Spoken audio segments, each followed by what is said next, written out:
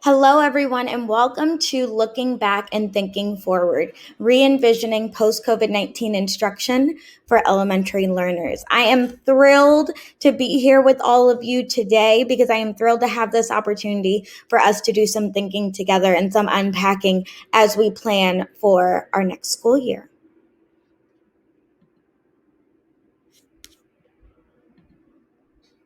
So, what I really want this session to be rooted in is the idea of when in doubt, choose change. And what that means for us this year is that there are a lot of unknowns. There are a lot of things that we do not have control over. And there are a lot of things that we are starting to rethink based on the experiences that we've had over the past year and a half.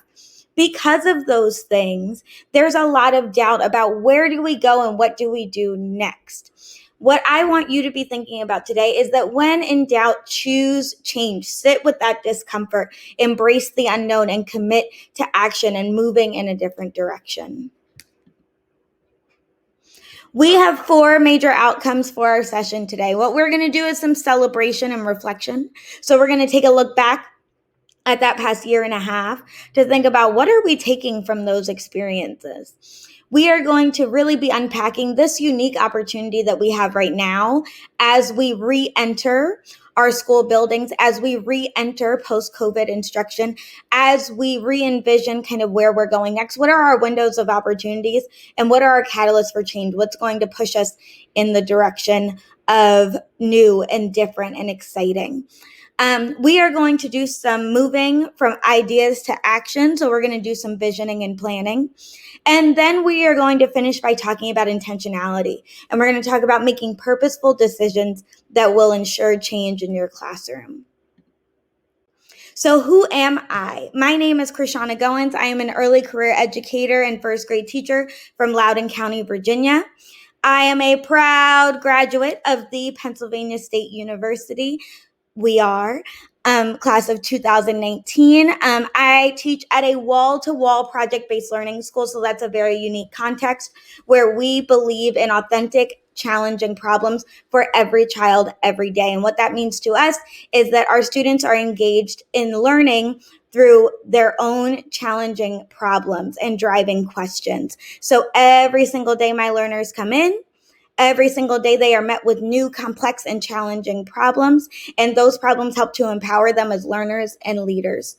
I am a Disney teacher, as you can see by my picture, and you can probably tell by my voice and the everything about me. I believe that every single day should end with a little bit of magic and excitement.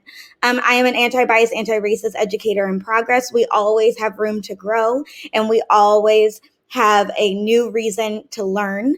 I identify as a teacher activist, and what that means is that I feel that the work I do in my classroom has a direct impact on my community, and the work I do in my community has a direct impact on my classroom. I am a school-based equity leader, and most recently I served on the Virginia Department of Education's Culturally Relevant and Inclusive Practices Teacher Advisory Committee, where we looked at curriculum and made recommendations for where the state should move to next. So let's do some reflecting. So what I want you to do is take this opportunity in your note-taking guide to really write down 5 successes you had during COVID-19 pandemic teaching. I know for a lot of people, we felt really defeated by the experiences of the past year and a half, but I want you to dig deep and think about what are 5 things that you were successful at during pandemic teaching. Did you forge deeper relationship with your students' families? Were you able to get a stronger understanding of the community in which you serve?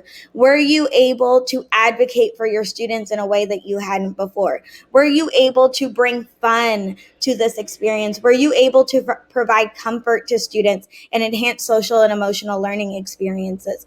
All of those things are successes, no matter how big or how small they might be for you.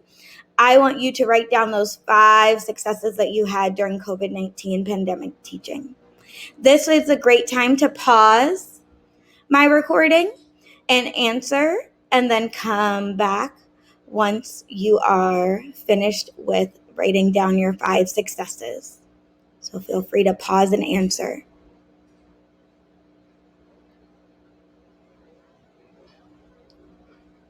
Alrighty, welcome back. I hope you were able to get down 5 successes that you had during COVID-19 pandemic teaching, because that's really going to help you with this next question. So our next question is, what has changed about your teaching since the pandemic started? Or what do you wish you could have changed during pandemic teaching? I know that a lot of things were out of our hands and we could not change all of the things that we wanted to, but I really want you to think about what has changed over the past year and a half. How have you grown? How have you improved? All of those things. Or if you still feel like you're at that place where you're looking to grow, you're looking to change, or there was something that was really, really important to you that you did not have control over, I want you to think about what that is. And I want you to write that in where it says my aspirations for this current year. So I want you to write that in your aspiration box, because even if it's something that's changed about you, if that's something positive, that should be something that you should aspire to continue in the new year. If there's something that you wish you could have changed, put that down as an aspiration so that that's something that you are working towards this school year. This is another great time to pause and answer.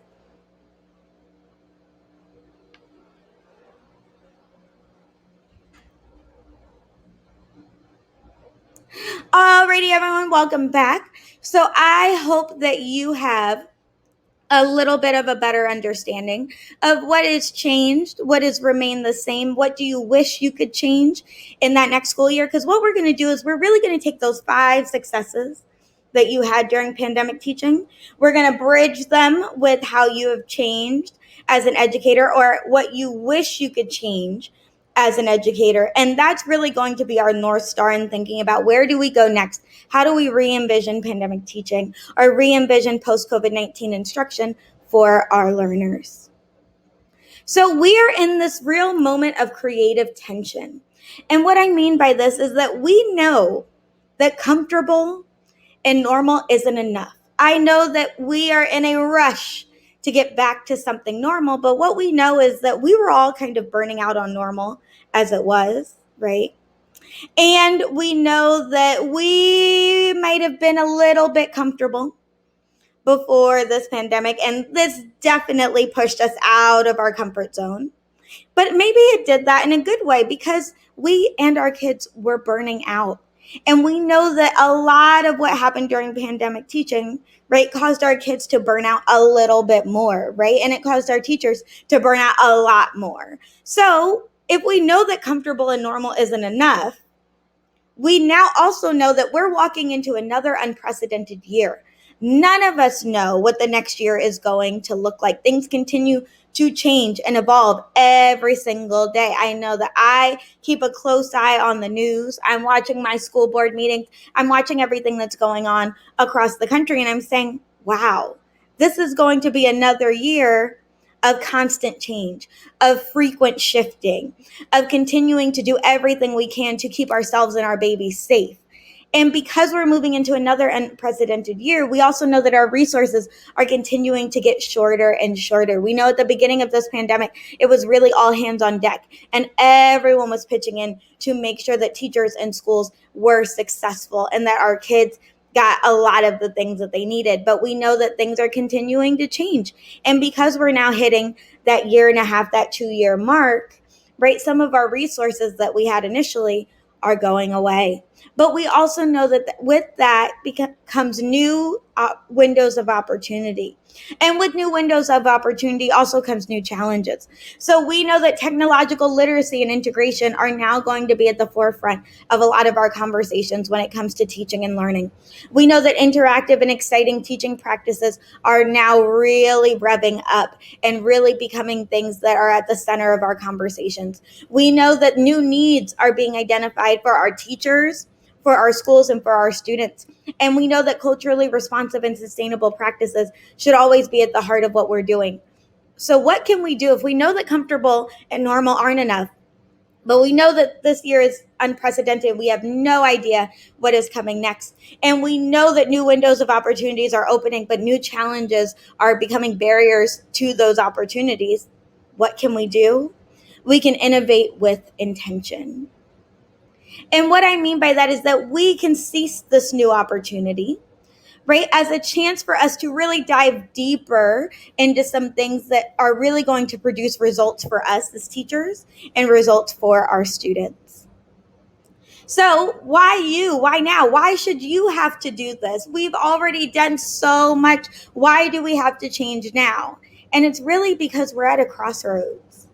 And what that crossroad means is that we have to respond to the collective trauma that we as educators, that students, and that our communities have experienced over the past year and a half. So we really need to make sure that we are able to provide stability and communication to all of the partners in a child's education. We really need to make sure that we are building consistent routines for our students so that they know that every single day when they come in that classroom, here is what's going to happen and here is what they need to do. But we also need to make sure that those routines are transformative.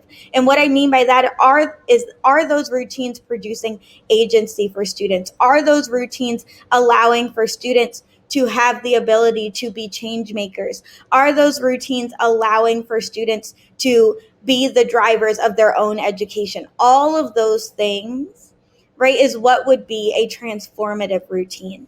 Are we building back trust with communities? I know that all of us all across the country, right, are struggling from the fact that a lot of our communities are struggling with what kind of education are we providing our students and who is most qualified, right, to drive that mission. So we need to build back trust with our communities that we are the experts. We know exactly what we are doing and we are always going to do what's right for kids. We need to make sure that we're caring for the whole person. And that does not just mean our students, right? That includes us as teachers. We need to make sure that we are building in transformative routines in our lives that are allowing us to practice that self-care, to practice that rejuvenation, to make sure that we are able to be whole people and we are able to be completely present, right, for our students. We need to make sure that our classrooms are safe spaces, right? And that means that our students feel safe every single day coming into that classroom, but it also means that that classroom is a safe space for our students to make mistakes. It's a safe space for them to voice what they are thinking and feeling. It's a brave space to have those courageous conversations, all of those things. And we really need to make school worth it. I know for me, I've taught online for the past year and a half, so I was virtual throughout the entire pandemic. And I know that my babies are so excited to go back to school, but I also know that their expectations are high of what school will be because virtual school was a positive experience for my learners. So they're really excited to get back into the building and have more of those positive experiences. We need to show up for our kids, right, and continue to make school worth it. By doing that, we are going to be reigniting that love for learning. We are going to create learning experiences that inspire and innovate by nature. We are going to position our students as active drivers instead of passive recipients. We are going to move our students and the teachers in our building, right, from that idea of compliance to commitment, to where they see why they are doing the learning, what purpose that serves in their life, and how that's going to be beneficial to them long term. We are going to create experiences that have an impact beyond our classroom settings. And we are going to create an education that's informed by the past, responsive to the now, right? Because it's day by day, and gives our students the preparation that they need for the future. And if we do that, we will build back stronger. And what I mean by that is we will create something that is sustainable. It means that you are not recreating the wheel every single year. You now have practices. You now have policies that are sustainable. You have learning experiences that will continue to grow and change with your students because they are strong by nature. We are going to make sure that teachers are seen as professionals because of the high quality level of work we will be able to do.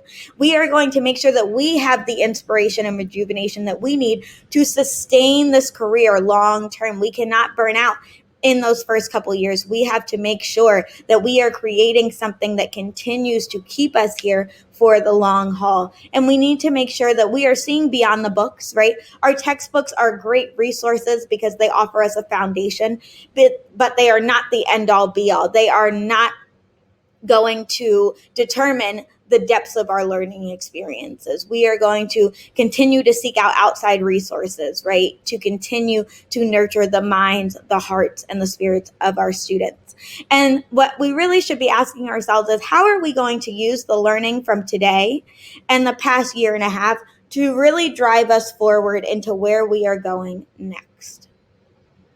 So it's time to really think about, well, what does that even look like? What are you even talking about? I've left you with a lot of theoretical ideas about what this is, but now it's time for us to really get to the nitty-gritty of what are we going to focus in on to make this a transformative school year like no other.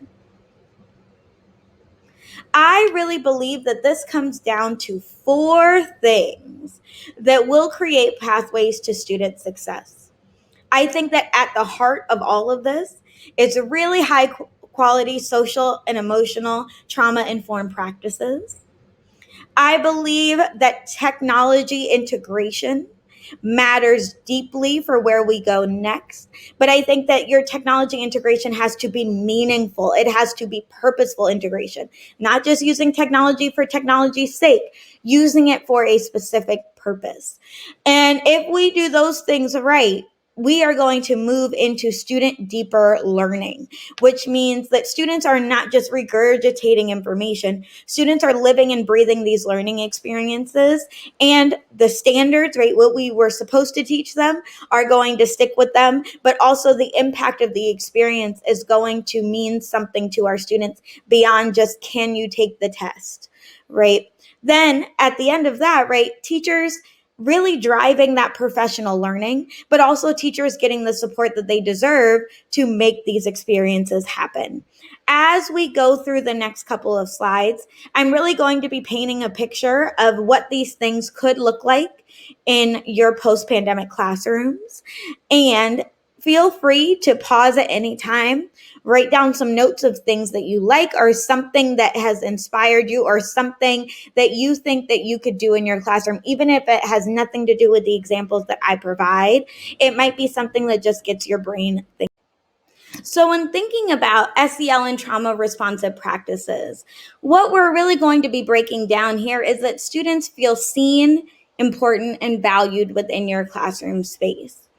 And some things that might really make that possible for you and your students this year is making sure that you're building in a solid foundation. So do you have a designated time of the day that is just focused on student sharing, on helping students build those social skills, on helping students build their emotional tool belt or their regulatory tool belt to really help themselves in difficult situations, or just through daily life? Right? Is there a built-in time in every single day that is going to do that? If we're thinking about our youngest of learners, right, they have lived through a significant amount of trauma. And our youngest of learners, all the way through our oldest of learners, and us included, have also lived through that same trauma. In order for us to address that, we're really going to have to do that through consistent opportunities for students to really unpack a lot of these things with other students, with trusted adults, and to be able to have those skills practiced every single day. So something that I really like to do with my learners at the beginning of the year is I do a matrix with them where we really talk about, what does it mean to take care of ourselves? What does self-care look like for us? And even though my students are 6 and 7, right, these are foundational skills that are going to carry them through the rest of their lives. So what that looks like for me is making sure that my students understand that they have a mind, they have bodies, they have spirits, and they have hearts that they need to take care of.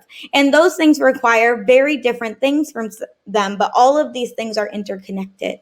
What we do is that we unpack different skills that students can use, right? They pick their favorite skills and they make one of these posters for themselves. They get a copy that they keep at school. They get a copy that they can take home.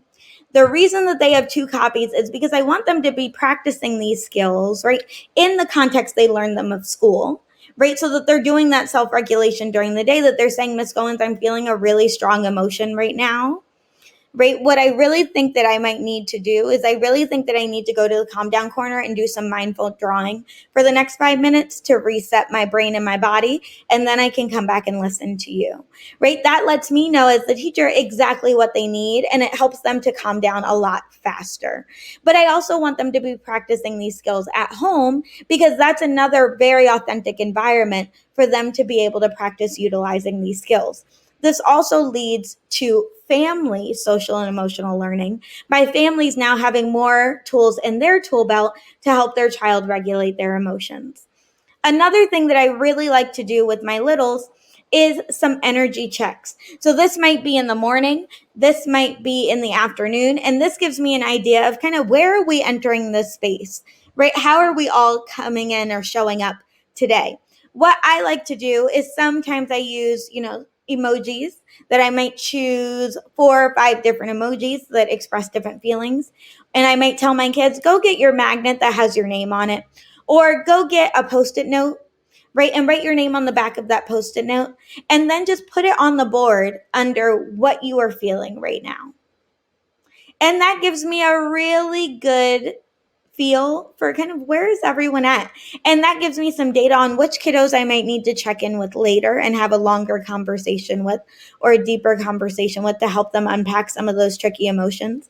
That gives me a really good idea of who's showing up ready to learn. And it also can give me a really good idea of what basic needs need to be met. So if I have kids who are coming in really sleepy, if I have kids who are coming in saying that they're feeling kind of groggy, right, I can check in with them and find out, are you hungry? Right? Is there something going on? Is there something more that we might need to discuss? All of those things. Another really great way to do that, that's really fun, that my learners really love, is I like to put some gifts up on the board. Those gifts all represent different emotions, and they get to come up and kind of put in where they're at for that day. Another really great way to do this, if you want to do it even more discreetly, is you can use Google Forms and things of that nature that your students can fill out first thing in the morning as they come into your classroom. And that gives you kind of that data, and it allows for our older learners, right, to be able to kind of type out what they're feeling, why they're feeling it, and maybe give you some information before you even have a conversation with them. When we really build that really solid foundation with our kids, that every single day they're coming into a classroom where they feel safe and affirmed and welcomed and all of those great things, right? We then can start building really strong family school partnerships. And in those family school partnerships, right, a lot of that comes down to things as simple as communication. So are you sending home a weekly newsletter? Is there a way for students and parents to be able to see what's going on in the classroom, right, in a more real-time basis? So are you using social media in a way for your classroom, maybe, so that your parents can engage with what's going on in the classroom while they're not there, right? And they can have more purposeful conversations with their students. Even in those weekly newsletters, are you prompting parents with, here's how you can engage with your kiddo on the same topic at home? Are you giving them things that say, hey, we're learning about conservation. Ask your child about what it means to reduce, reuse, recycle, and refuse, right? Or, at home, make sure that you're sorting out those things with your students. All of those types of things give families a little bit more of an in to what's going on in your classroom. But what this might also look like, right, is taking the time to send a positive email to a parent. This might be right in the afternoon, right after you drop your kiddos off to go home, right, or wherever they go after school. Can you take that opportunity to send a positive email to a family and say, hey, this is how so-and-so was a shining star today, right? This is how they were a leader in our classroom today, and you should be so proud of them, right? That positive email, right, is going to give some warm fuzzies to that little, right, who's getting that note home that's really positive. But that's also going to give some warm feelings to that family, that they really feel seen and you can see their hard work, right, happening in the classroom. This might also mean sending positive emails out to families when you know that difficult times of year are coming up, when you know that students are starting to burn out, when you know that parents are starting to burn out. I know with distance learning was hard for us as teachers, was hard for us as students, was hard for us as parents, all of those things. We also know that distance learning or hybrid learning was equally as hard. Even though we were trying our best to make something work, it was still difficult. A lot of the times I just sent positive emails of encouragement to parents to say, we got this and we're going to get through it together, and make sure that they know that I am their partner, right? We are on the same team, and as teammates, we have to communicate. The next thing is really thinking about students as owners and as change makers. In your classroom, at the very beginning of the year, when you're making that classroom doctrine, when you're making your rules with your students, how are students seeing themselves reflected in the rules? Are they a part of that expectation generation, right? Because when they're a part of generating those expectations, right, their buy-in is a lot higher. Their commitment is a lot higher because they are the people who made those rules. And when we're thinking about these things, right, a lot of us are coming from schools that you might have school-wide rules, right? Ours are respectful, responsible, and resilient, right? Those are our school-wide expectations. But what I do with my kids is that I really have them sit down and unpack, what does it mean to be respectful? What does it mean to be responsible? What does it mean to be resilient? And what does that look like in our classroom, right? And then they have a conversation and they come up with those expectations. And then that's what hangs up in our classroom. And then thinking about, do students have opportunities, right, to come back and tell you what changes might need to be made to make sure that they are as successful as they can be?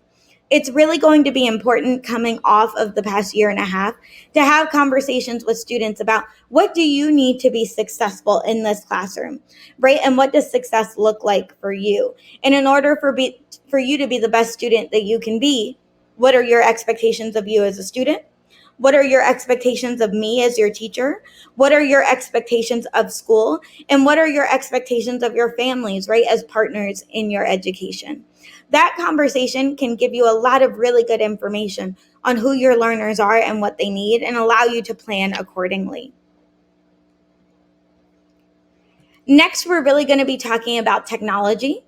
And when we're thinking about technology, we want to be thinking about, how is technology meaningfully being used to extend student learning or support student needs? So one thing that I really love to do with technology is using it as a platform to be able to educate families about maybe things that we are talking about in the classroom that might be new conversations to them. So taking that opportunity to go on Twitter and say, families, here's where you can find resources to extend conversations that we've already been having at school, right? So I might post, screenshots of where those things can be found. I'm going to give them a quick little blurb to say where those resources can be found and how they can be accessed.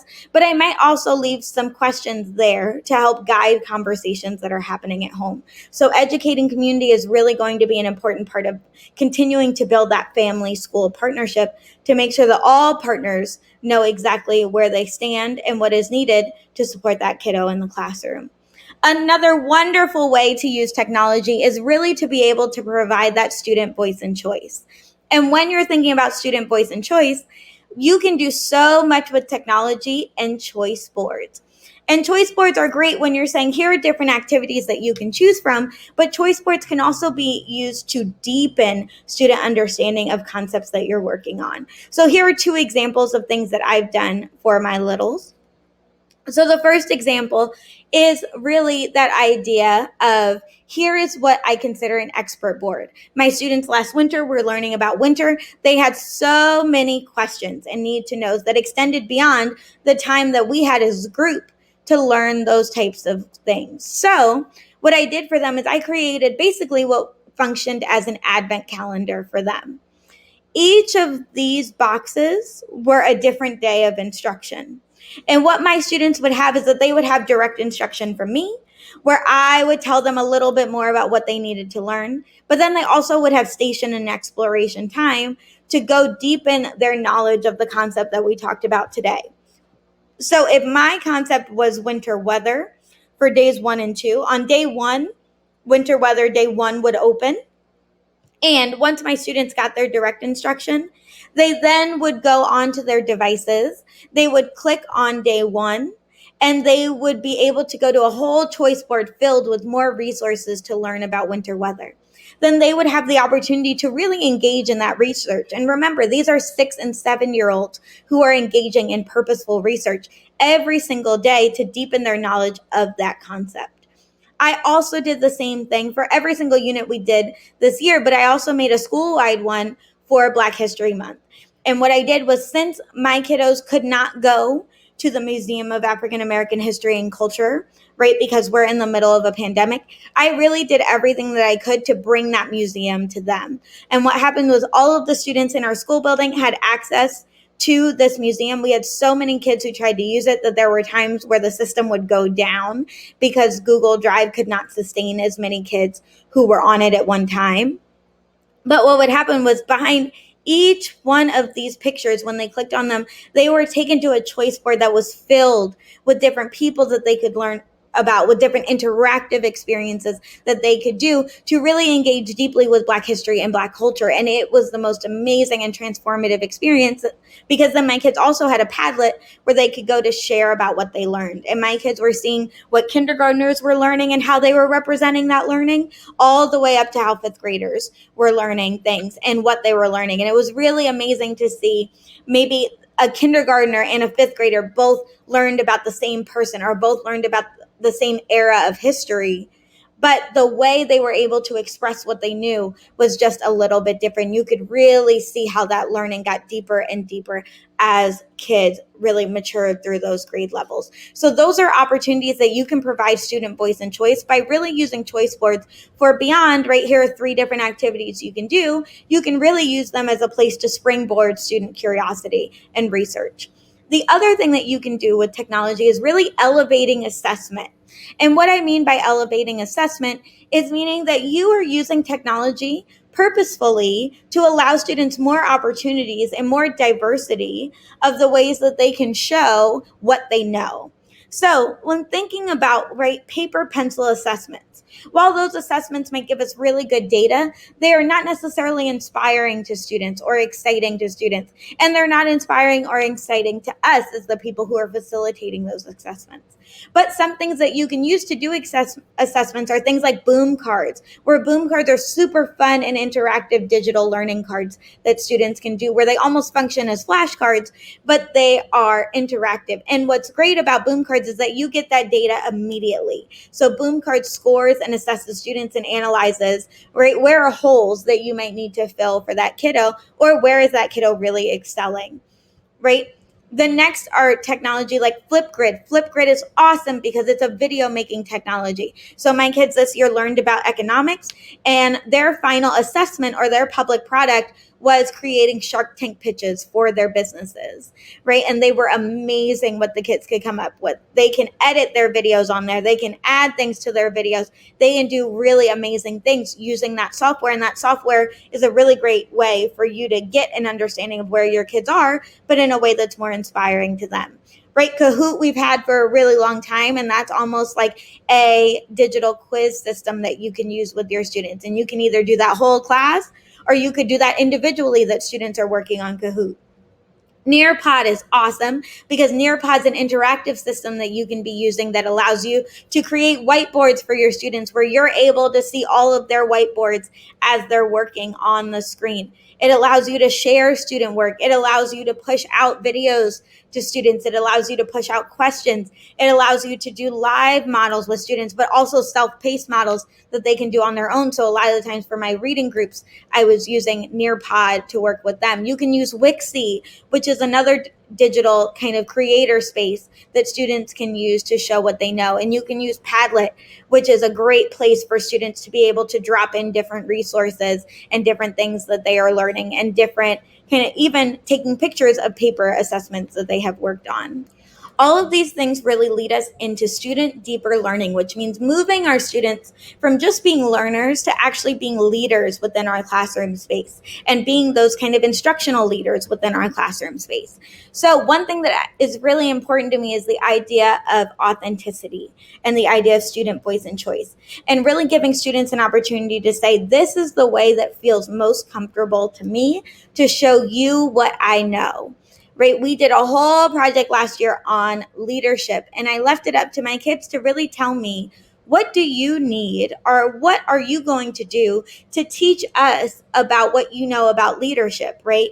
We got together as a classroom community. My students voted for 4 different things that they wanted to do. So they wanted to do a poster, a rule book, a video, and then to actually make a lesson that could be delivered to our kindergarten students. So my kids then were able to go and select what they wanted to do and where they wanted to go, right? To show what they were going to do for their final project or their public product, right? All of my kids became the drivers in this situation because they picked where they were going to go, and then they managed that project experience. And we'll talk a little bit more about that a little bit later.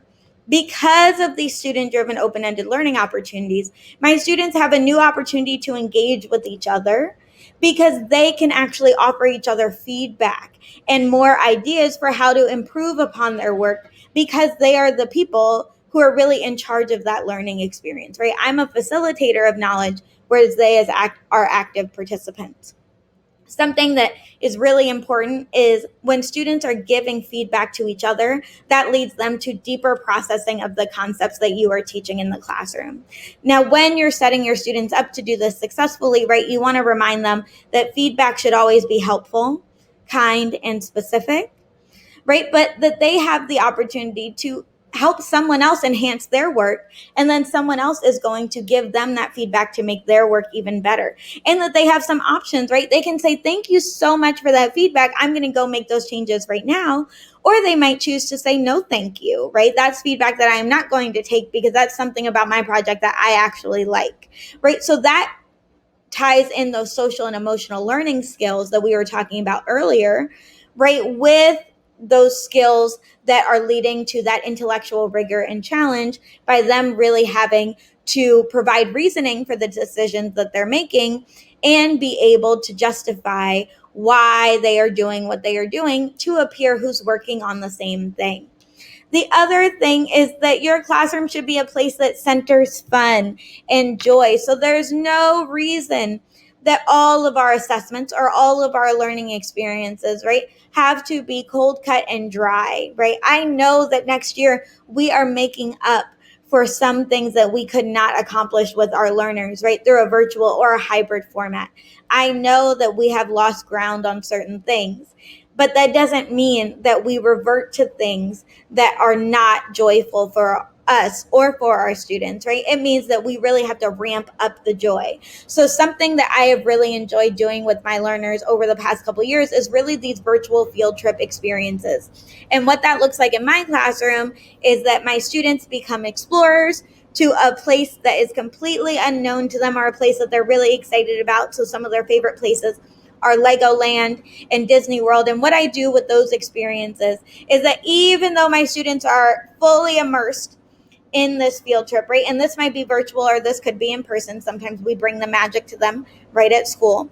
But when we're thinking about these field trips, my kids are doing things all day that feel like they're fun experiences, but they're also standard-based experiences. So my students, when they're working on addition and subtraction, or sometimes what we call combining and separating, right, what I might do on this virtual field trip is that they might have to go eat a meal, right, at this mystery place like Legoland or like Disney World. When they're at that place, in order for them to eat their meal, they have to add up, what do all of these different things actually equate to? What is the value of these things? So, oh, I'm going to have one cookie that costs me $1. I am going to have a hamburger that costs me $5. And then I want to get an apple juice, which is going to cost me $2. Then they have to add up the sums of those numbers, right, to be able to say, what is the total that I'm spending today? Same thing with money. When my students are learning about money, what I do is that I create these experiences again so that they are able to use those same skills, but by using money. So I might say your cookie is now worth 50 cents. Your hamburger is now worth $1.25. Your soda is now worth 75 cents. And then they have to add all of those things together and be able to show me what they know. If we are working on something related to area and perimeter, right, my students might be, or we're working on map skills, my students will have an opportunity to design or read a map of that place and be able to tell me what they know. So those are ways that you can provide standards-based learning experiences that are also super duper fun. When we're thinking about things like project-based learning lends itself to deeper learning almost hand in hand, because it really ties in that intellectual challenge and accomplishment by giving that driving question and giving students a reason to learn something. It ties into that authenticity by really harping on the why are we learning this instead of just what are we learning. That public product really gives that students a sense of accomplishment by saying, here is something that I created through the research that I did, through the creation that I did. And it really gives students that opportunity to collaborate and really work together and practice those social and emotional learning skills that they've been working on through our morning meetings and through other designated times in the day. It also positions students as project managers, meaning students get to say, here's where I'm at in the process. I am at the research stage, right, where I'm building knowledge. Or they're saying, I am at a critique and revise stage where I'm working to make something even better. Or I am at a drafting stage. They really become the drivers by telling you, here's exactly where I am and what I'm working on for right now. But the really important part is that student reflection, especially coming off of the last year and a half. It's going to be really important for our students to be able to reflect on, what do they know about themselves as learners? What have they learned from these experiences? And how are those things going to be things that help them long term? The purposeful reflection is so powerful because it not only gives your students really important information about who they are and where they're at in their learning journey, it gives you really important information as the teacher about what are some great things about that learning experience that you created, and what are some things that you might want to tweak, right, to make them even better experiences. And that really goes back to thinking about students as change makers. And then thinking about teacher development and support. So we want to be thinking about stage professional development. So we don't want to front load our teachers with every single thing for the year, and we don't want to front load our students with every single thing for the year. We want to make sure that we're going through these things in stages, and we're thinking about, okay, the beginning of the year, okay, the middle of the year, okay, the end of the year. Then we really want to be thinking about what other ways, right, are we driving that professional learning, just like we want our students to be drivers. We want to be thinking about what ways are our teachers leading professional development. What ways are our teachers collaborating during that professional development to share ideas, to be accountability partners, to be those critical friends who are able to drive themselves forward? Really dig deep this year into your teams and use those teams as your support system. Use those teams to take risks. Use those teams to have those courageous conversations. Because from those conversations and from that collaboration is going to become a better system for students. Right? What I want you to also be thinking about is, how are you sharing and participating in the work beyond your four walls? How are you sharing with other teachers the magic that's happening in your classroom? Because you have something to share and we can learn from you. So share that genius, right, with more people in your building. And from sharing that genius, right, that's going to lead to better outcomes for all of the kiddos in your school and not just you. Then you want to be thinking about, what can we do different about professional and personalized learning? So just like you're thinking about fun and exciting and new things to do with your students, right? Also be thinking about, how can you lead fun and different and new and impactful learning experiences for your staff? How can you step up as a leader within your building to ensure that professional learning, right, isn't falling flat, right? It's becoming something that is really known and valued and supported by all of the teachers and all of the administrators in your building, and you're seeing the impact go directly to students. So this might look like actual field trips, right? This might look like you are doing things like book studies of books that everyone is really excited about and interested in. This might look like you guys are attending conferences that really speak to the learning goals that you have. It can look like a lot of different things. So be thinking about, what is going to really revolutionize professional learning within my building. And finally, we are going to sit with intentionality. So we want to make sure that we are changing, not just for change's sake, right? We're making real shifts that matter. And the way we know if a shift matters or not is we're really going to be thinking about impact and sustainability. And when we're thinking about impact and sustainability, here's some questions that you should be asking yourself to really think about: what is the value of the shift that I am making? And how is that going to impact others? So you want to be thinking about: how will this impact the learning and emotional well-being and long-term success of students? How will this help to move the culture of my classroom, school, and community towards being an equitable learning environment for all? And how will I share this work beyond my classroom to support others in their growth? And then when we're thinking about sustainability, we want to be thinking about: is this a shift that will last beyond this year? Is this a shift that is going to be something that I can maintain on my own? Because we want to be thinking about things that are going to be long term, but we also want to be thinking about things that are not burdensome to us, that are exciting to us, and that are things that we can manage, right, effectively on our own. And then the last one is thinking: is this Insta worthy or is this important?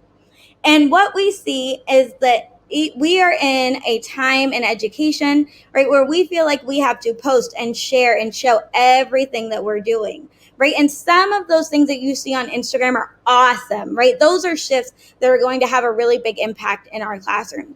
But some things that we see, right, are cute, but don't necessarily lead to long-term impacts for students. So I want you to think to yourself: is this something that is just Instagrammable? Right? Or is this something that is just cool that I do in my classroom? Or is this something that really reaps a long-term benefit for kids and for teachers? Now it's time for you to do some of that planning. So what you are going to be doing, either on your note-taking guide, right, or on somewhere that is more comfortable for you, is that you are going to almost create a chart right now where you're going to be thinking about: what is your chosen action? What is your desired outcome? And what are some data sources? Meaning, how will you know, right, if this change has really made an impact and if this is really leading you towards re-envisioning that post-COVID-19 instruction? So what my example is that I really am going to be using voice and choice student rotations for reading, math, and project-based learning times in my day. So some of those things that I talked to you about with research are things that I'm really going to be focusing in on in my classroom this year. By using those student rotations, students will take deeper ownership over their work and become drivers of their own learning.